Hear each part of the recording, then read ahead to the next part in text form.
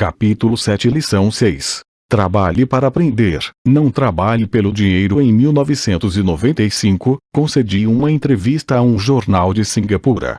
A jovem repórter chegou na hora e, imediatamente, começou a entrevista. Sentamos no hall de entrada de um hotel luxuoso, tomamos café e falamos do objetivo de minha visita à cidade. Eu devia dividir o palco com Zig Ziglar. Ele falaria de motivação e eu dos segredos dos ricos. Gostaria de ser, um dia, uma autora de best-sellers como o senhor, disse ela. Eu já lera alguns de seus artigos de jornal e ficara impressionado. Ela tinha um estilo forte e claro. Seus artigos atraíam o interesse do leitor. A senhora tem ótimo estilo, respondi. O que a impede de alcançar seu sonho? Parece que não consigo ir adiante, ela respondeu calmamente. Todos dizem que meus romances são ótimos, mas não acontece nada. De modo que continuo no jornal. Pelo menos dá para pagar as contas. O senhor teria alguma sugestão? Sim, retruquei animadamente. Um amigo meu tem, aqui em Singapura, um curso que ensina as pessoas a vender. Ele dá cursos de treinamento em vendas para as principais empresas desta cidade e penso que se a senhora assistisse a um de seus cursos, sua carreira poderia se beneficiar bastante. Ela se espantou. O senhor está dizendo que eu deveria aprender a vender? Balancei a cabeça afirmativamente. O senhor está falando sério? Voltei a fazer que sim com a cabeça. O que há de errado com isso? Agora eu estava recuando.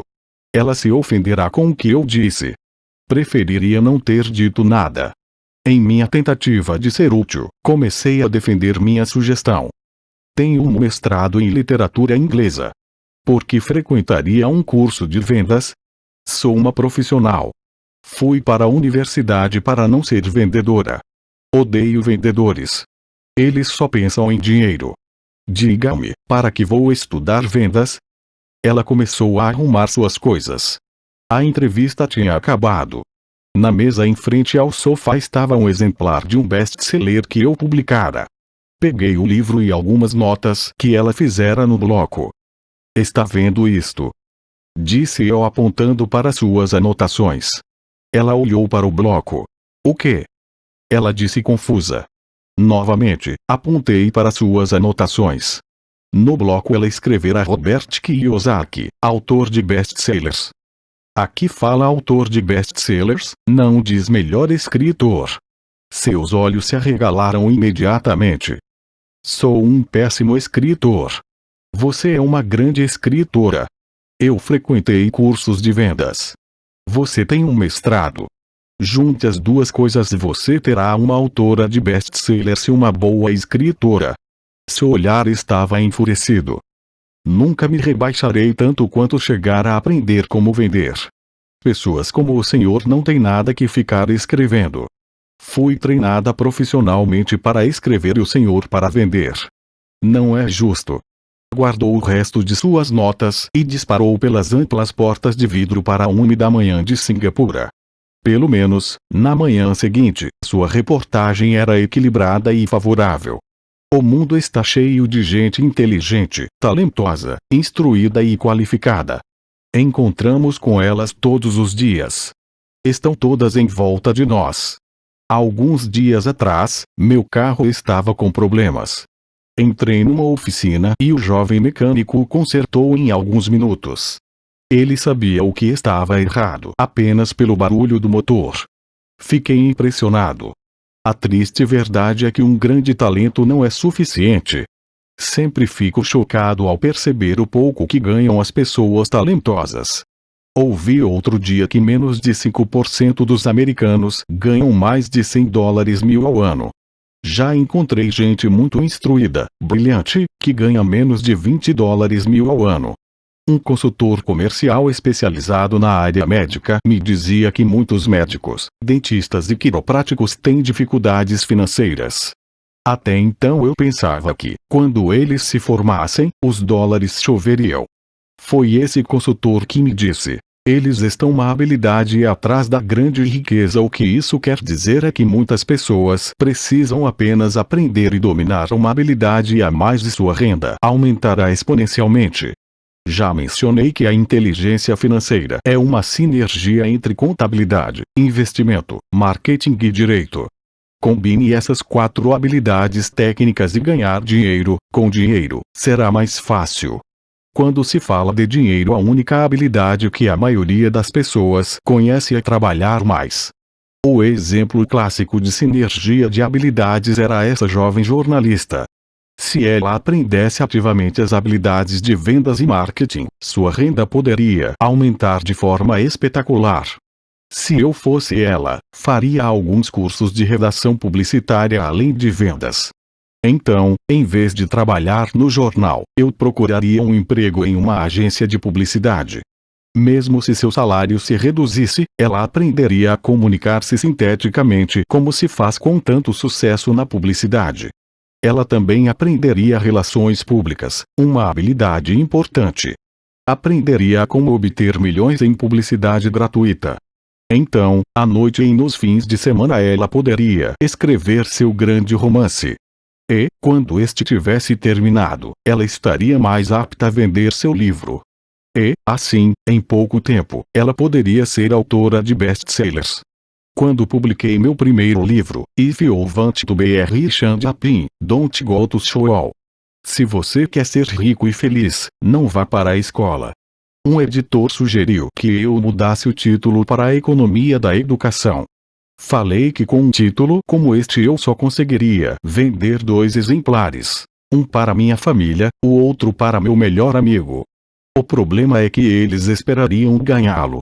O agressivo título foi escolhido porque eu sabia que assim obteria toneladas de publicidade. Sou favorável à educação e acredito em reforma educacional. De outra forma, porque continuaria eu a pressionar por mudanças em nosso sistema de ensino antiquado. Por isso, escolhi um título que me permitisse ir a mais apresentações de televisão e rádio, simplesmente por causa da controvérsia. Muitas pessoas pensaram que eu era louco, mas o livro vendeu muito bem. Quando me formei na Academia de Marinha Mercante dos Estados Unidos, em 1969, meu pai instruído ficou feliz. A Standard Oil da Califórnia me contratara para sua frota de navios-tanque. Eu era terceiro imediato e o salário era baixo em comparação ao de meus colegas, mas era um bom emprego para um recém-formado. Meu salário inicial era de cerca de $42.000 ao ano, incluindo as horas extras, e eu só trabalhava durante 7 meses. Tinha 5 meses de férias.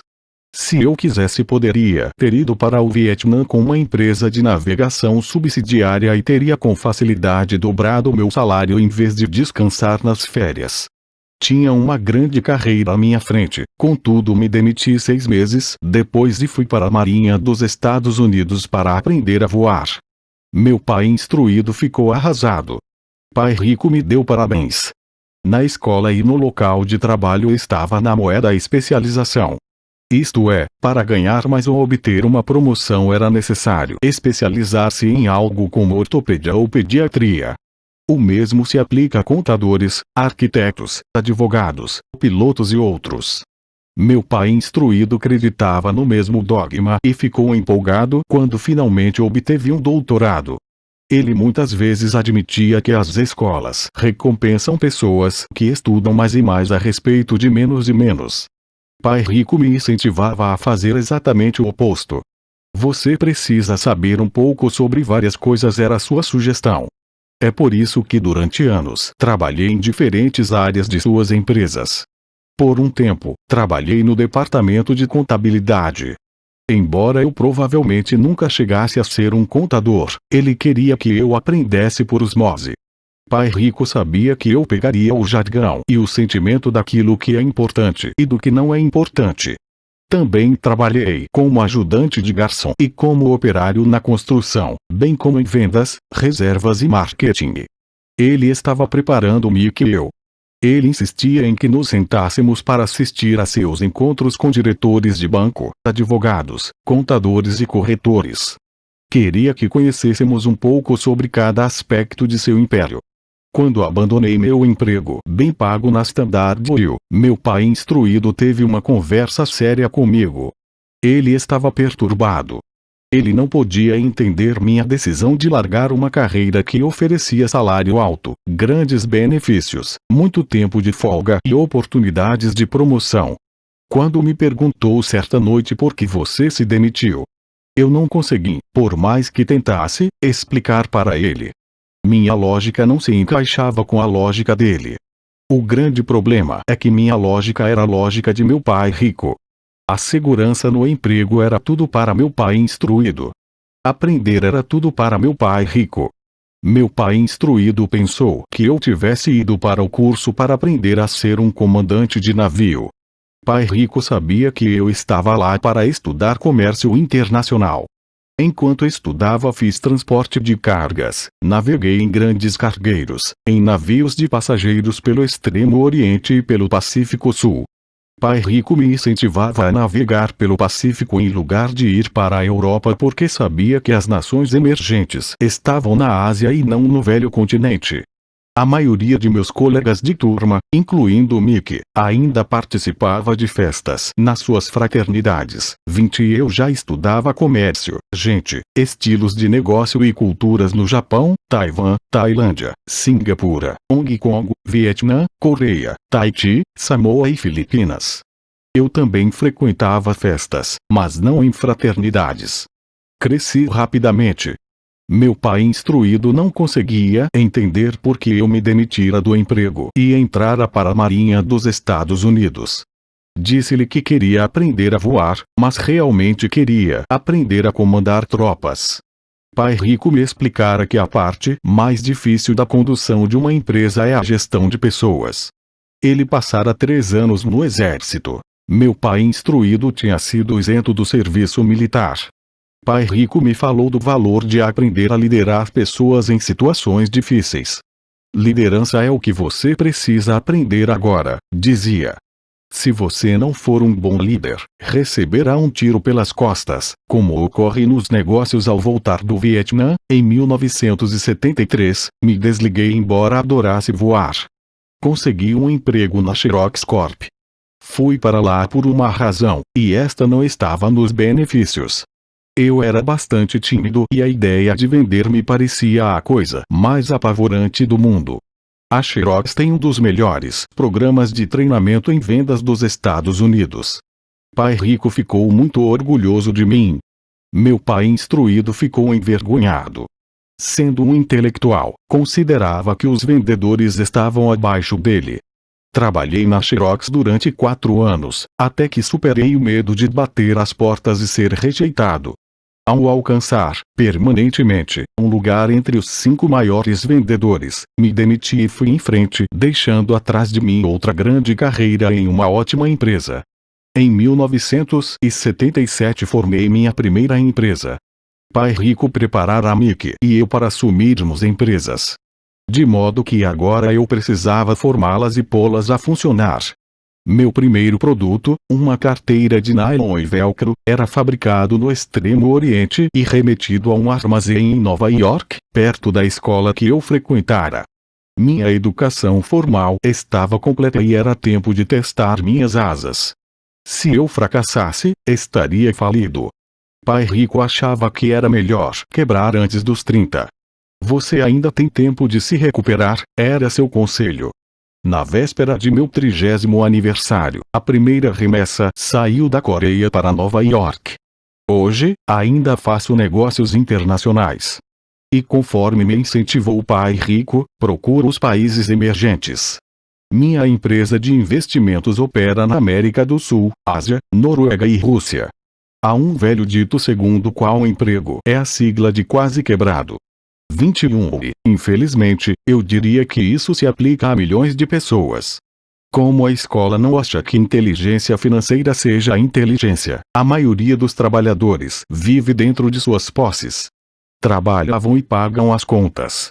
Há outra terrível teoria da administração que diz: Os empregados trabalham apenas o suficiente para não serem demitidos e os empregadores pagam apenas o suficiente para os trabalhadores não irem embora. E se você observa a escala salarial da maioria das empresas, diria que há uma certa verdade na afirmação.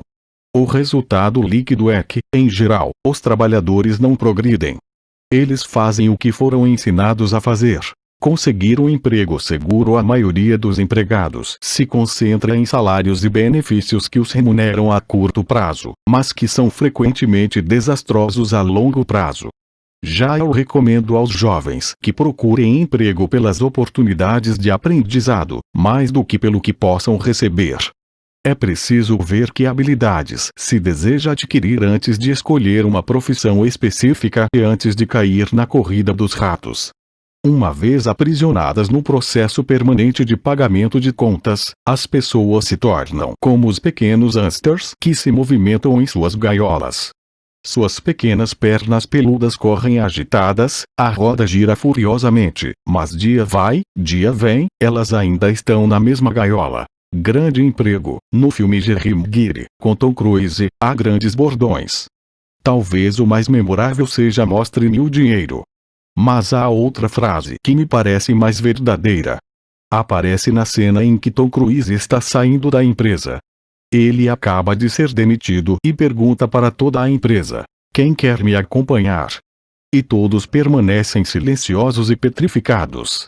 Apenas uma mulher se levanta e diz: "Eu gostaria, mas daqui a 3 meses serei promovida." A afirmação é provavelmente a mais verdadeira de todo o filme. É o tipo de frase que as pessoas usam para continuar trabalhando de forma a pagar suas contas. Sei que meu pai instruído esperava por seu aumento anual, e todo ano ficava desapontado. Então ele voltava a estudar para se tornar mais qualificado de modo a poder ganhar outro aumento, mas novamente sofria uma decepção.